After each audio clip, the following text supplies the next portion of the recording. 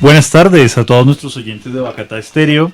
Estamos en nuestro programa Comiendo Cuento. Yo soy Sebastián Gónima y los estaré acompañando aquí con toda la mesa de trabajo.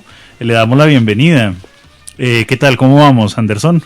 Muy bien, Sebastián, muy buenas tardes a todos los oyentes. Esperamos tener un programa muy agradable que tiene mucho sabor el día de hoy.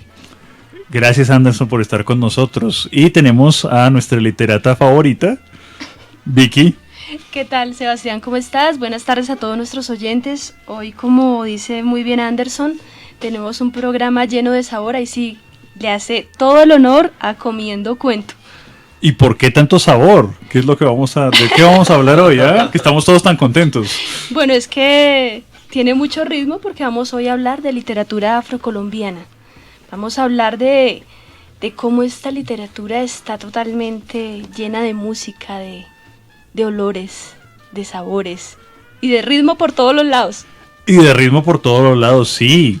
Para todos los oyentes los invitamos a que conozcamos todo lo que es nuestro, toda la literatura que surge de nuestras regiones.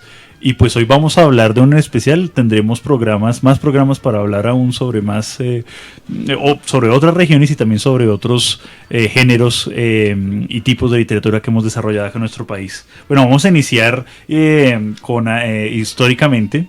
Nosotros tenemos de primero en la cronología al gran maestro de los poetas negros aquí en Colombia, que se llama Candelario Obeso. Candelario Obeso fue el primer poeta negro que logró editar un título en Colombia.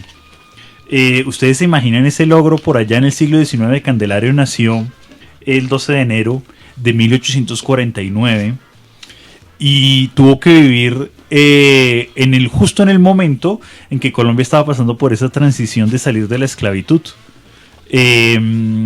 Y pues escribir en esa época y siendo negro, pues con todo el racismo, si existe hoy racismo, imagínense cómo era el racismo en ese entonces.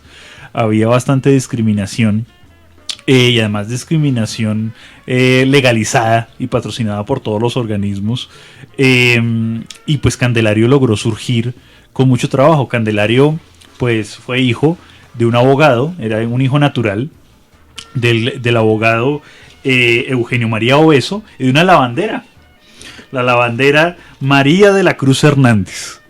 Y de esa unión natural, ustedes saben que los matrimonios legítimos pues siempre todas las herencias se van para ese lado, pues surgió una persona que no va a tener suficientes recursos para vivir, pero su recurso va a ser su misma poesía y él pues no va a tener ningún reparo en cultivarse, en estudiar, en salir adelante con todo lo que podía.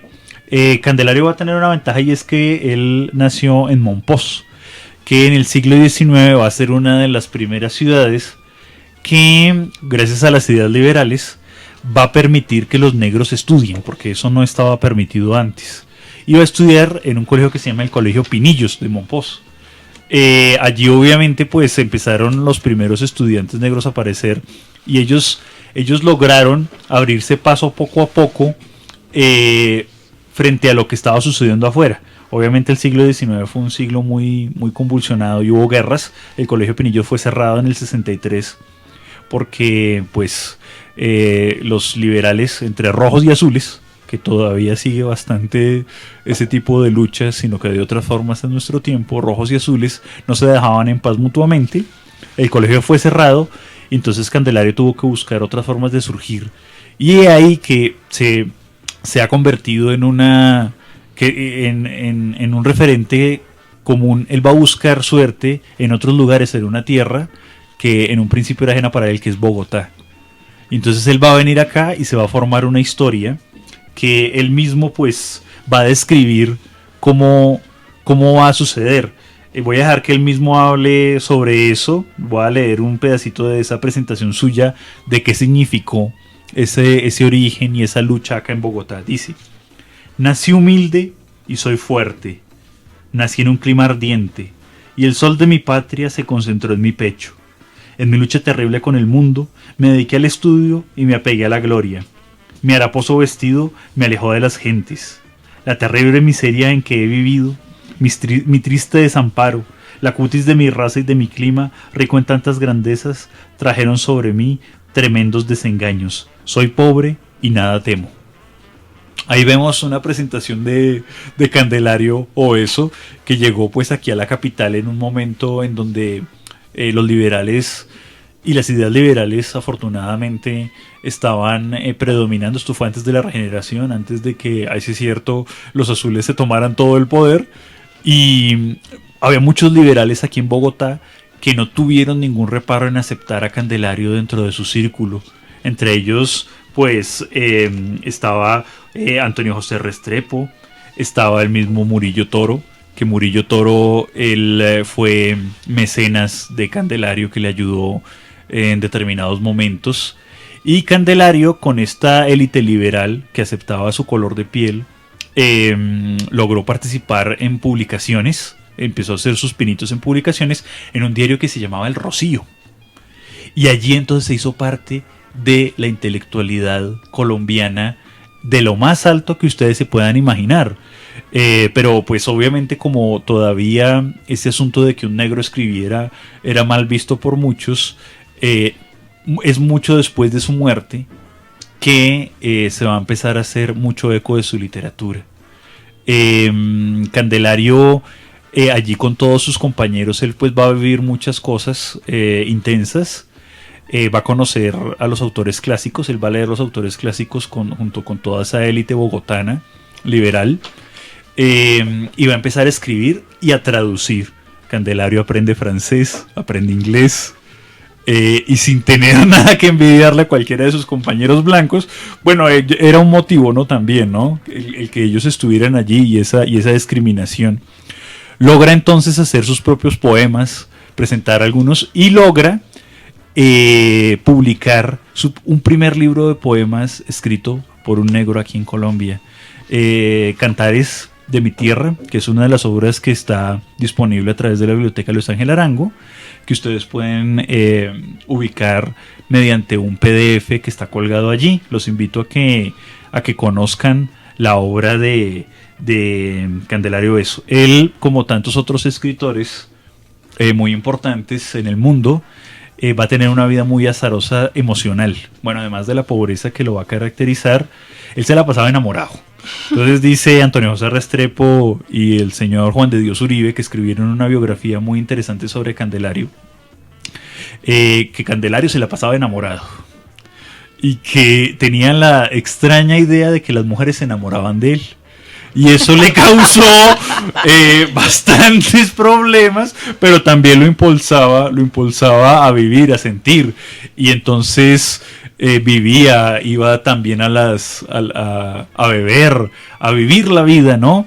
Va a ser una vida que va a pasar entonces por muchos altibajos, pero lamentablemente Candelario también era muy sensible, y él va a tomar una decisión que los periódicos bogotanos pues van a catalogar luego de que fue un accidente. Él realmente se dispara.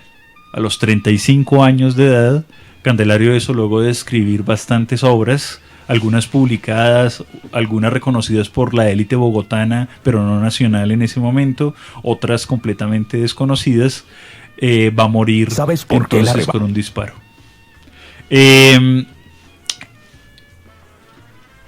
Yo quisiera que antes de pasar a una pausa musical, porque este programa tiene que ser más musical porque tiene mucho ritmo. O sea, aquí no se puede hablar tanto. En vez de hablar tanta carreta, quiero que escuchemos algo de música de la zona del Pacífico y del Atlántico colombiano, que son las zonas donde más población negra existe acá en Colombia. Que a propósito se supone que uno no debe decir negro porque hay que decir afrocolombiano, eso tiene sus orígenes y sus raíces. Al que lo cree se le respeta, ¿no? Y se le da ese crédito. Para mí pues todos somos afrodescendientes porque todos descendemos, realmente África es la cuna de todos. Voy a pasarle a Vicky entonces un trocito de un poema de Candelario Obeso que le dedicó, solamente para que Vicky lea las dos primeras líneas, que le dedicó a Miguel Antonio Caro y a Rufino José Cuervo, ni más ni menos. Le dedicó este poema. Vamos a ver si logro darle toda la sonoridad, porque realmente eso es una de las cosas que es más llamativa de la poesía afro, y es esa sonoridad. Qué triste que está la noche qué triste está. No hay en el cielo una estrella, remá, remá. La negra re mi arma mía, mientras yo brego en el mar, bañado en suro por ella, ¿Qué hará? ¿Qué hará? Fijémonos, es una maravilla. Qué triste que está la noche qué triste está. Y es la oralidad. La oralidad y la musicalidad, y eso es algo y bueno, nosotros tenemos el orgullo de tener este poeta colombiano. Él lo va a hacer antes que otros en el Caribe, de Cuba, de la zona de Puerto Rico, todo eso. Bueno, entonces vamos para una pausa musical para sentir ese sabor que nos está acompañando en este programa. Vamos con ello, Edgar.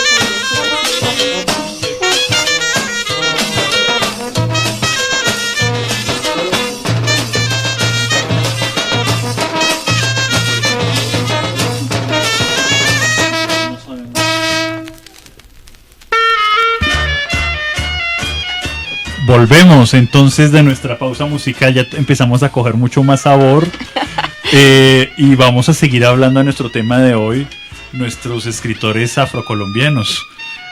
Vicky, ¿qué seguimos? ¿Con qué seguimos? Bueno, ¿con qué seguimos? Vamos a hablar del ritmo. Ahorita nos tratamos de ambientar con nuestra primer pieza musical, porque tener el ritmo en África es algo mucho más amplio de lo que uno entiende como el ritmo.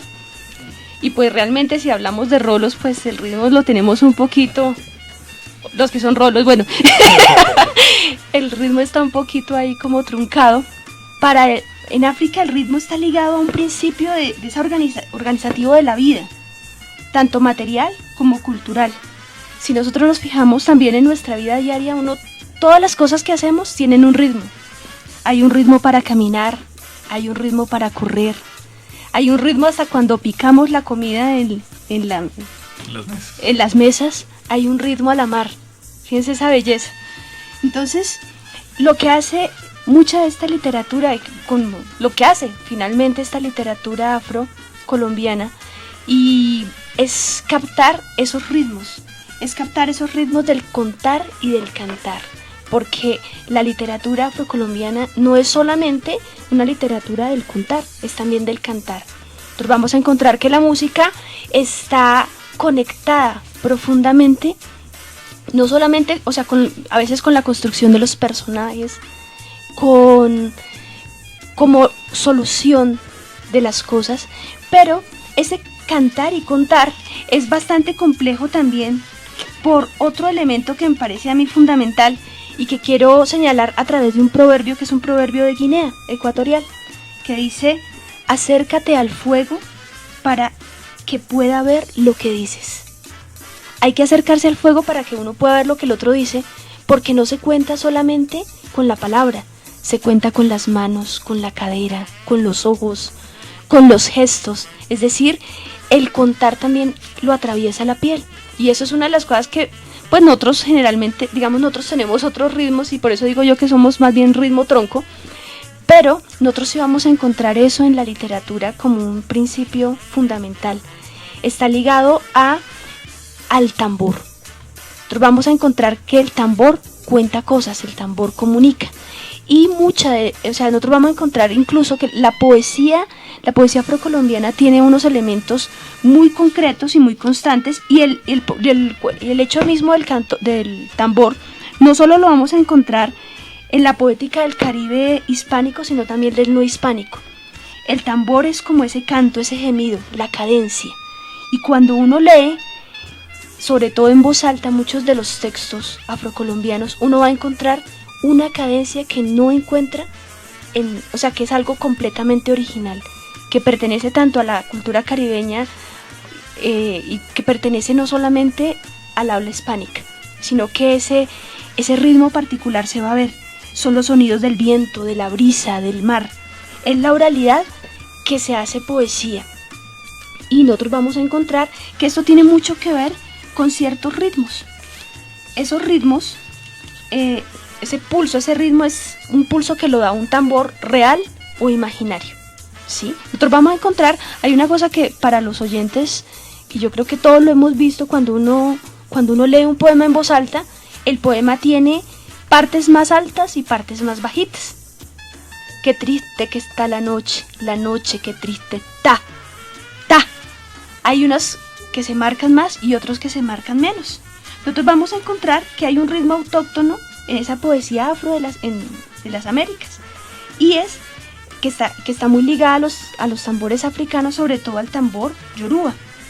Y ese tipo de verso que se da de la mano de los tambores es lo que vamos a conocer como el verso anfíbraco, que es un ta, ta, ta. O sea, hay un sonido más suave, uno más fuerte, uno más suave. Y también vamos a encontrar otro que es el anfíbraco largo, que es ta, ta, ta, ta. Ese ritmo que nosotros encontramos ahí se va a reproducir en toda esta literatura. Le va a dar una cadencia especial y nos va a mostrar cómo esta estructura de los textos tiene una estructura de fondo que es una estructura sonora, una estructura musical. Entonces vamos a encontrar que muchos de los poemas son porros, son bullerengues. Es una música que está muy ligada indudablemente a la percusión, porque los tambores hablan. Y esta literatura no está construida solamente a punta de palabras, sino con todo el cuerpo. De más adelante vamos a hablar de eso, que es precisamente todo el cuerpo. Yo los quiero invitar precisamente ahorita que escuchemos una canción donde vamos a oír un poco esos sonidos de los que también van a aparecer con muchísima fuerza, sobre todo en la literatura del Pacífico. El Pacífico es lluvia, es vegetación desbordada, son ríos de barro, pero también son ríos de fábulas, de historias. ¿Y qué sucede? Esas historias van a ser transmitidas por las mujeres afropacíficas, y ellas van a darle esas historias a sus infantes, a sus niños. y ellas se convierten en como esos narradores, serían los griots africanos. Entonces, ellas, ¿de qué están encargadas? De preservar, conservar esa memoria de la africanidad. Enseñan sobre el origen del mundo, sobre el qué hacer y el qué no hacer, pero también es una literatura que está atravesada por una sensualidad que es única y que le da, digamos, por eso decimos que hoy vamos casi que a bailar. Vamos entonces con nuestra canción en la que vemos ese piano de la selva, ese sonido del agua que se nota ahí.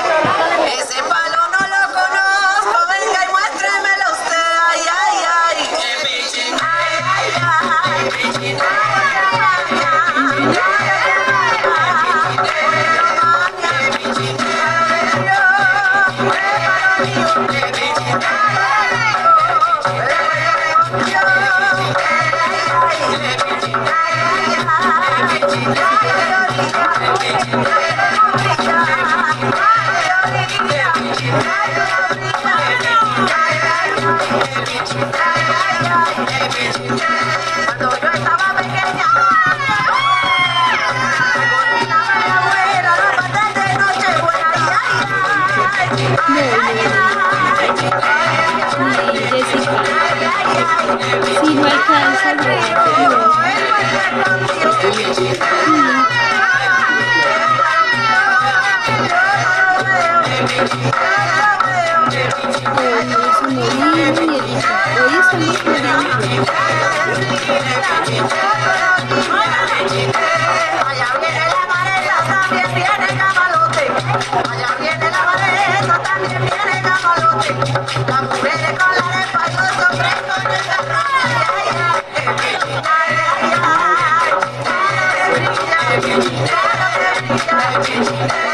es que nos cogió un trancón terrible.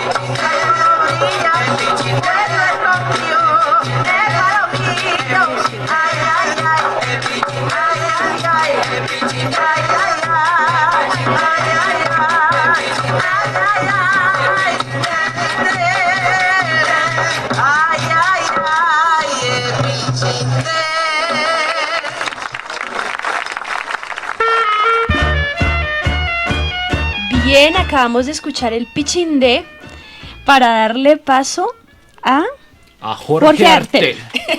Jorge Artel, el sucesor natural de Candelario Beso, poeta también negro que pues nació con el nombre de Agapito de Arcos, un nombre bastante extraño, nacido en Cartagena en 1909, que pues también se interesó por su cultura ancestral, por exaltar eso del ser negro, que a veces es un tanto despectivo para ciertas personas, pero que Artel manifestaba en uno de sus poemas de la siguiente manera.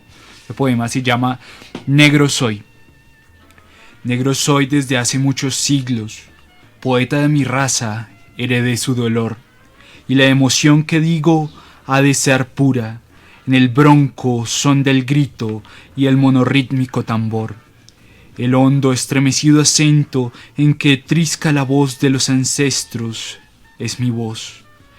La angustia humana que exalta no es decorativa joya para turistas. No, yo no canto un dolor de exportación. Ahí Artel exalta el hecho de ser negro y además da cuenta de eso de no seguir lo tradicional de la negritud como los pobrecitos oprimidos, sino los pobrecitos que necesitan ser reivindicados, pero que no necesitan de nuestra lástima, necesitan de un trato igual, no de un trato preferencial. En ese sentido, Artel ya no deja el tópico de seguir aquello de los monosílabos de la tradicional poesía negra que estaba muy ligada al ritmo, sino que acá llega ya a meterle más contenido a la vaina, más contenido político, contenido de fondo que necesitaba su raza, que necesitaba su pueblo negro. Observamos también poemas más tradicionales, como el bullerengue.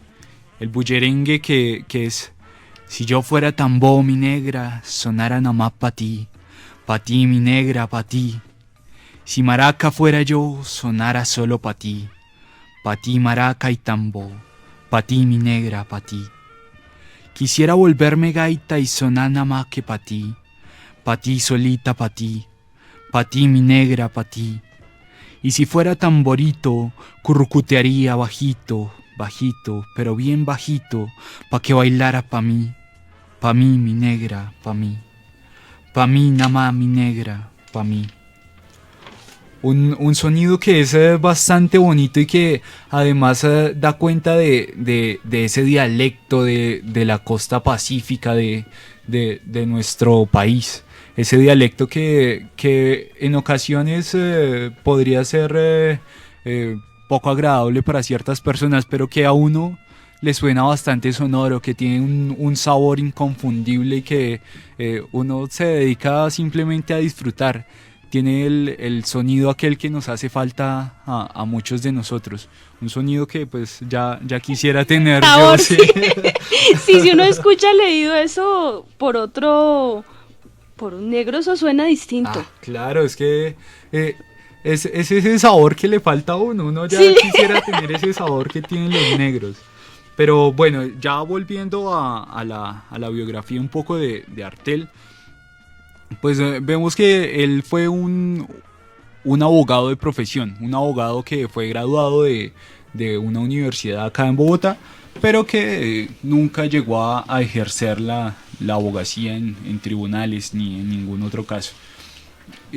Además de ser abogado, Jorge Artel también estuvo bastante activo en lo que se refiere a la política, pero tuvo que ser algo mucho más marginal porque estuvo bastante perseguido por los gobiernos de la época y por lo tanto tuvo que estar exiliado la mayor parte de su vida. Estuvo en Venezuela, estuvo en bastantes países de Latinoamérica. Artel fue un perseguido político ante todo y pues se dedicó también a la reivindicación de su pueblo. Vemos también que nació en una época en la que estaban dos grandes grupos poéticos como lo son Piedra y Cielo y Los Nuevos. Piedra y Cielo con Eduardo Carranza y Los Nuevos con gente como León de Greiff. Si comparamos la poesía, aunque pues es un tanto odioso, la poesía de Artel con la de Greiff o con la de Eduardo Carranza, vamos a ver un Artel mucho más visionario que sus contemporáneos. Va a ser una poesía que va a tener algo de vanguardista, que va a ser bien alejada de la tradición poética de nuestro país. Y bueno, pues así terminamos la intervención de Jorge Artel. Vamos a darle paso a nuestra pausa musical. Entonces, don Edgar.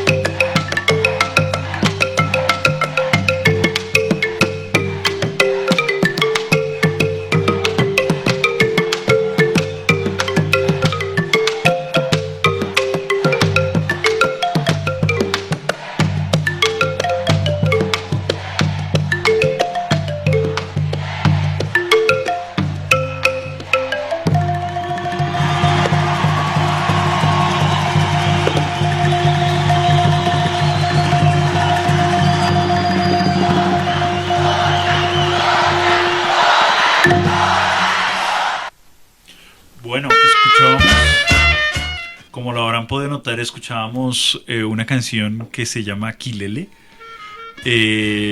Y es la literatura afrocolombiana, es impensable sin la música afrocolombiana, ¿no? Estos ritmos que llenan todos los espacios, que llenan cada poro de piel. Y hay algo muy interesante en esto porque la mayoría de música en el mundo, como saben, está influenciada por los ritmos africanos. Y inclusive lo que en algunos momentos se considera blanco, etcétera, realmente no puede pensarse sin esta raíz de origen africano. Y estos sonidos también van a estar en la poesía. Vamos entonces a escuchar una poesía que Vicky nos va a introducir en este momento. Vamos a escuchar una poesía de Jorge Artel. De Jorge Artel. Me parece que es mucho más interesante. No porque tú no la hayas leído bien, ¿no? Pero te falta sabor, déjame decirte. Sí, vamos, lo admito. Sí, no, creo que a todos aquí nos falta sabor. Entonces vamos a escuchar al que sí tiene sabor. A Jorge Artel. Si uno trata. Noche del Chocó. En tus currulaos, tus velorios y tus cortejos fluviales se prolongan los ritos como voces perdidas que hablan a mi raza del primitivo espanto frente a la eternidad. Un viento grávido, desordenado de malezas y atrabiliarios ríos, en el que circulan fatalistas creencias, pesa sobre la estentórea desolación de tus comarcas. El ensueño limita con la selva, la mirada limita con la selva, la esperanza limita con la selva, cuyos árboles nacen en la sangre y aferran sus raíces a la vida del hombre. Tus horas son profundas y remotas, como el rostro sombrío del Quibdó, constantemente flagelado por el azote de la lluvia, electrizada de resplandores dramáticos. Ahuman las riberas, robles y ceibas crepitantes, espectros calcinados, almas en pena que se consumen en sus fantásticos infiernos. Noche del Chocó, maestra en estrellas y silencios, vas perfumando el corazón de las maderas. Bajo el fondo de los ríos proteges un mundo mineral de increíbles tesoros. Sobre la piel del habitante extiendes tu sombra impregnada de misterios. Alma de los caminos, llave secreta de los pueblos, entre las cuencas impalpables de tus manos con brisas, traes las hierbas que ponen escorpiones de locura en la fiebre de los mineros y en la fatiga de los bogas solitarios. Tú conduces el eco de los canaletes donde los pescadores mandan sus mensajes y sabes borrar las huellas de aquellos que en la selva no encontraron su mañana. Noche del Chocó, propietaria absoluta de todos los abismos. Bueno, estábamos escuchando este poema. Se pudieron dar cuenta que nos falta sabor, definitivamente. A nosotros en su voz y en sus voces suenan mucho mejor, ¿no? Yo no sé a ustedes qué les parece, pero así nos parece a nosotros acá que estamos. Vamos entonces ahora a hablar. No podemos dejar, vamos a dejar por fuera del programa a muchas personas. Muchísimas personas, no podemos incluirlos a todos, pero vamos entonces a hablar de una mujer, escritora y poeta, de la que Vicky pues nos va a comentar como sus datos principales y su obra. Cuéntanos, Vicky. Bueno, vamos a hablar no podemos dejar de lado a estas mujeres con ese sabor. Habríamos hablado ya antes de cómo las mujeres como que preservan ese saber a través de sus ritmos y de sus cantos. Y pues no podíamos dejar de lado a esas mujeres que recogen esa tradición oral. Y en este caso quiero hablar de una mujer que me encanta, la recomiendo muchísimo, se llama Amalia Luposo. La podemos encontrar con un libro que ya ha tenido, creo que ha tenido 8 ediciones ya. Amalia Lu Amalia Lu Pozo. Sí. Amalia Lu Pozo. Ella publica en el 2001 su libro Vean ve, mis nanas negras. Fíjense el título ya de por sí, Vean ve, mis nanas negras. Este libro recoge 25 relatos cortos, son pequeñas semblanzas y es un libro que a mí me parece que nos habla del Chocó de una manera muy refrescante. Uno siempre cuando piensa en el Chocó piensa en todos los problemas que están ligados al Chocó, en la avaricia, en la pobreza, en la marginalidad. Pero se nos olvida también ese Chocó tan bello, lleno de rumores del agua, de ríos de barro, de vegetación. Y lo que hace esta mujer es recoger muchas de esas historias, pero las recoge de una manera muy curiosa. A mí el recomendado de esta vez es un libro que para muchos podría ser un libro casi que rayando en lo pornográfico, pero yo pienso que también esto tiene que ver por la concepción que tenemos nosotros mismos de nuestro cuerpo. Este libro está atravesado completamente por el erotismo y por el ritmo de los cuerpos. Cuando uno escucha a Amalia Lu narrar sus historias, uno se da cuenta que ella narra las historias con todo su cuerpo, con las caderas, con las manos, con la boca. Y vamos a encontrar en esta colección de cuentos, que son cuentos muy, muy sui generis, 25 nanas. Son mujeres. El libro nos va a llevar por la historia, por 25 relatos cortos. La mayor parte son de mujeres. Esto me parece que es extraordinario. Son mujeres que tienen el ritmo en algún lado y lo descubren. Entonces cada mujer tiene el ritmo en algún lado. Yo me voy a permitir leer algunos de estos ritmos porque me parecen fabulosos. Y hay que contar un poquito de dónde surgen también estas nanas. Amalia Lu decía que ella tuvo 2 nanas. Una nana que tenía el ritmo en el cantar y otro el ritmo en el contar. Fíjense que cantar y contar, las palabras, incluso ese parecido y el ritmo que hay en esto es evidente. Entonces ella empieza a entender también que la literatura no está hecha solamente con la palabra, con el trabajo de la palabra, sino también con todo el cuerpo. Entonces cada una de estas nanas, un hombre de mujer, tiene el ritmo en un lado diferente. Por ejemplo, Fidelia Córdoba tiene el ritmo en las tetas, Secundina Caldón tiene el ritmo en el sembrar, Valdina Conto Asprilla en las nalgas, Aspasia Copete en las axilas, Inocencia Palacio en la nariz, Limbania Pretel en el susuné. Que no se les olvide esa palabra. Fíjense que es una palabra, se refiere al órgano femenino, sexual femenino, pero tiene un ritmo. Esa palabra es hermosa, susuné. Que es muy diferente a decir uno vagina. Sí. Vagina no tiene esa musicalidad, susuné tiene... Ya tiene ritmo de por sí. Ritmo. Sí. Bella Paz Murillo en la boca, Olegaria Palencia en el corazón, Melitina Romaña en el pan, y el pan lo tenía regado por todo el cuerpo además. Amantina Baloyes lo tenía en el talón, Divina Barceló en los ojos, Ismenia en la angarilla, Maximina en el clítoris, Genaria Mosquera en el ombligo, Miguelina Cuesta en el mirar, Honoria Lozano en el sentar, Acento Romero en el cruzado de pierna. Fíjense,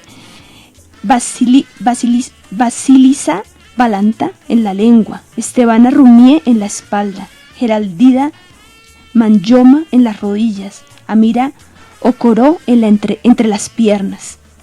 Interesante tener un ritmo entre las piernas.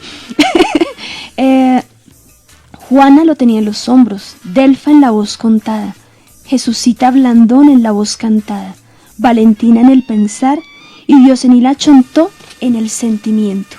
Nosotros vamos a encontrar que la palabra, en esta historia se habla también que la palabra sirve para acariciar. La palabra sirve para algo más que contar la historia, sino que con la palabra se besa, con la palabra se acaricia, y cada una de estas mujeres descubre el amor en cierta forma, pero también descubre dónde tiene el ritmo.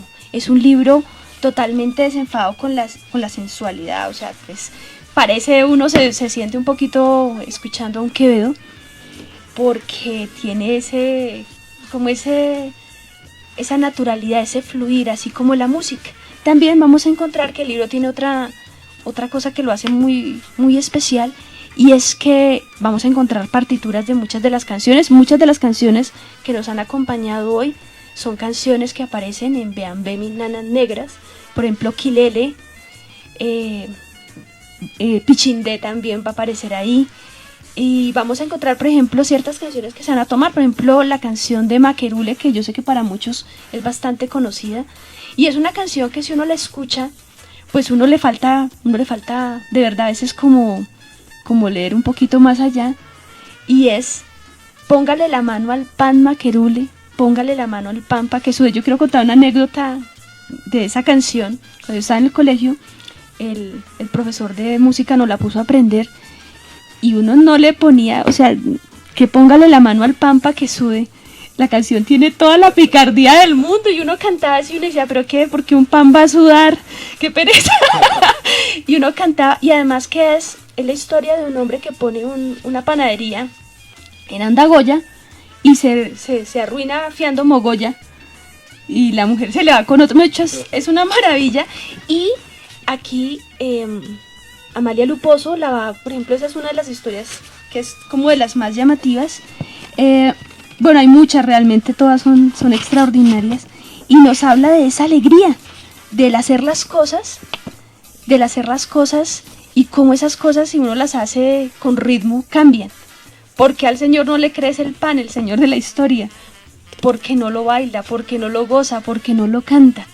Entonces esta niña como que le hace la invitación a que le ponga la mano al pan para que sube y para que crezca, ¿sí? Melitina Romaña, la nana Melití tenía el ritmo en el pan y debió heredar el pan de su mamá porque se le regaba por todo el cuerpo. Entonces ahí tenemos como ese pan que está regado por todo el cuerpo. Hay un manejo de la sexualidad y una exploración de la sexualidad que no encontramos. Este libro me parece supremamente valioso también en la literatura colombiana, porque si ustedes miran, mucho de la literatura colombiana, la sexualidad está como de la mano de los hombres, y las mujeres aparecen ahí. Por ejemplo, me acuerdo de una escena de 100 años de soledad, creo que es Rebeca, que nos pintan como es seducida, pero como si fuera una ranita que le quitan todo y queda convertida en una rana, y es una rana que se toma como un objeto que no siente, que no.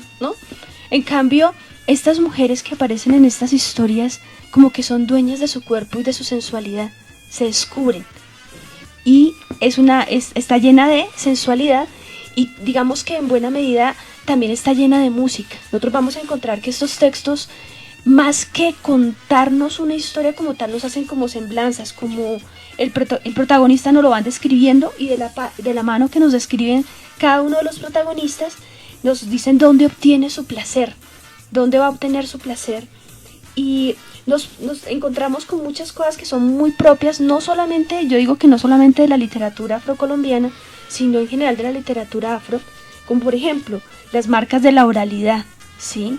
La doble negación, véanlo, vean, ve, y no, por ejemplo, acá hay una, así no bailo, no. Nosotros no decimos eso, así no bailo, no. Doble negación, encontramos marcas de la oralidad, expresiones dialectales, fragmentos completos de canciones que le sirven es decir, el ritmo sirve también para reflexionar, la canción sirve como una forma de entender el mundo y de procesarlo. Hay muchos efectos acústicos en las palabras. Nosotros vamos a encontrar que está muy cercano al oral. La nana Ismenia Marmolejo tenía el ritmo en la angarilla. Nanaís venía de Bagadó, en la ribera del río Adangueda, y exhibía, como todas las bagadoseñas, una angariña altiva y generosa. Era experta en glosa paseada y se alquilaba para glosar, aprovechando la altura y extensión de su angarilla, con la mano apoyada por el dorso, con las yemas de los dedos hacia arriba, semejando un nido lleno de tominejos recién nacidos. También quiero que miremos las descripciones, están muy ligadas a la naturaleza, a todo lo atmosférico. Entonces es un texto que, más que contarnos unas historias como tradicionales de inicio, nudo, desenlace, son historias de ese descubrimiento del cuerpo. Vamos a ver también que uno lo podría también leer como una compleja expresión de toda esa región pacífica y de sus placeres, de esa sensualidad que encontramos en toda esta cultura. Pero también vamos a ver que tiene muchas marcas de otra, digamos, también está ese mestizaje. Además que hay una cosa que hay que aclarar, y es que uno se podría imaginar que Amalia Lu es una negra, y no, es una mujer blanca que como que se reclama negra. Tiene también como esa mezcla fantástica. A mí me gusta mucho cómo la describe, nos la va a describir en el prólogo Arnoldo Palacios. Como ocurre que Amalia Lu Figueroa no es negra, tinta, ni blanca leche, sino oriunda chocuana de Quibdó. Desde muchachita ya se la pasaba peinando mañosa su pelo apretado, coloreando su estirpe, asoleada, fondeada en las orillas preciosas de metales preciosos del río Atrato. Fíjense cómo nos la describen. Es una mujer que es descendiente como ella misma se declara, como esa descendiente directa de la esclavitud, pero a la vez ella vino gritando, cantando, bailando, riendo, pataleando y pisando duro. Este libro es una afirmación de esa sexualidad, de ese chocó sensual que canta más a la alegría. Vamos entonces con más ritmo.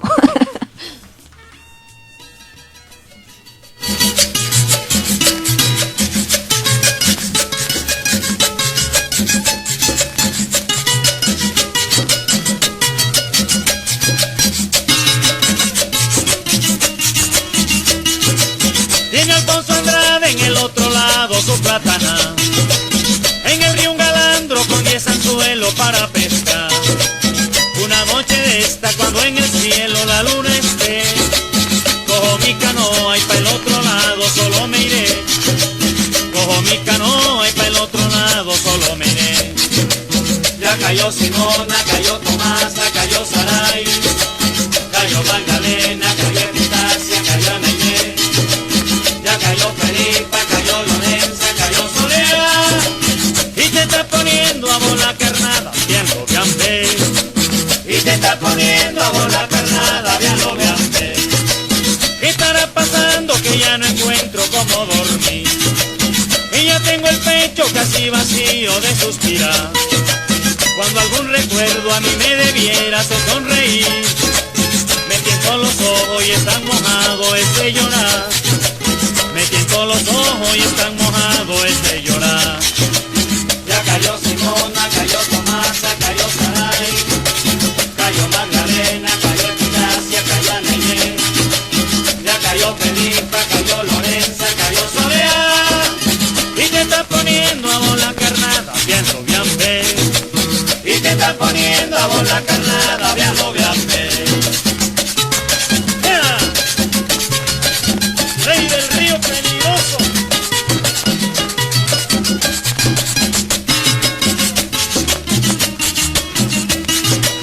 Si el amor no fuera ese angelito sin caridad, esa paso espina con tanto vino en el corazón, que estaría estas horas bailando jotas en Naurita, o contando estrellas con mi amorcito en Jerugador, o contando estrellas con mi amorcito en Jerugador. Ya cayó Simona, cayó Tomasa, cayó Saray, cayó Magdalena, cayó Epitacia, cayó Anaye. Ya cayó Felipa, cayó Lorenza, cayó Soledad, y te está poniendo a bola carnada, bien lo vean ver. Y te está poniendo a bola carnada, bien lo vean ver. Y te está poniendo a bola carnada, bien lo vean ver.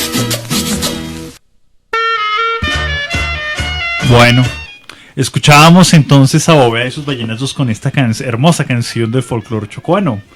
Llegamos entonces así al final de nuestro programa, no sin invitarlos a nuestra próxima emisión. Seguimos con literatura colombiana, vamos a hablar de la Gruta Simbólica. Entonces todos nuestros oyentes están invitados a que participen de nuestro programa.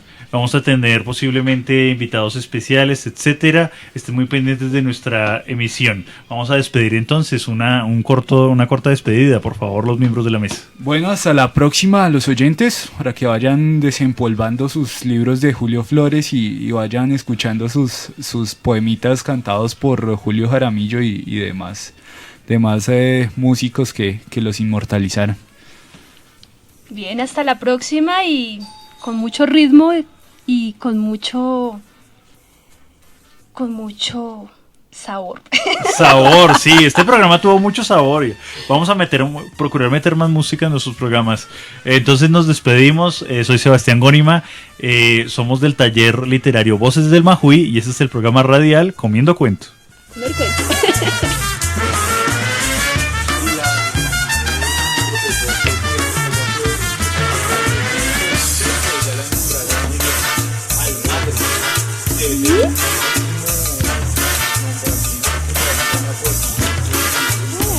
Y sabes que puede tener mucho juego eso de Julio Jaramillo, eso lo hicimos, claro.